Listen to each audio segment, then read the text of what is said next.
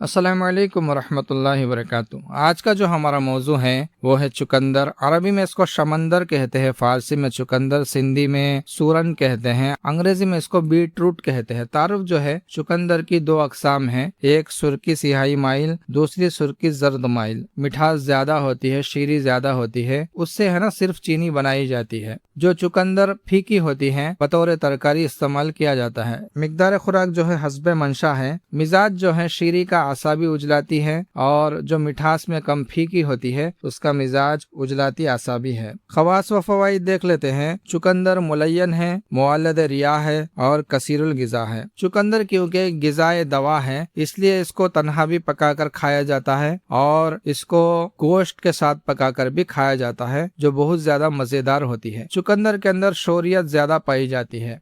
जो चुकंदर उजलाती आसाबी मिजाज की है, फीकी होती है, उसके पत्तों को उबाल कर सर धोने से सर के जुए मर जाते हैं। इसके अलावा इसकी मालिश करने से जो सफेद धब्बे होते हैं उसमें बहुत ज्यादा फायदा देता है। इसके अलावा ये बलगम को गलीज करके खारिज करती है और खास करके इसके पानी को निकाल कर बलगमी अमराज वालों को इस्तेमाल कराना बहुत ज्यादा है ना फायदा देता है, लेकिन कदरे पेट के अंदर रिया पैदा करती है। तो ये है चुकंदर के फायदे। हमारे चैनल को सब्सक्राइब करें और दूसरों तक पहुंचाएं। अस्सलाम वालेकुम वरहमतुल्लाहि वबरकातुहू।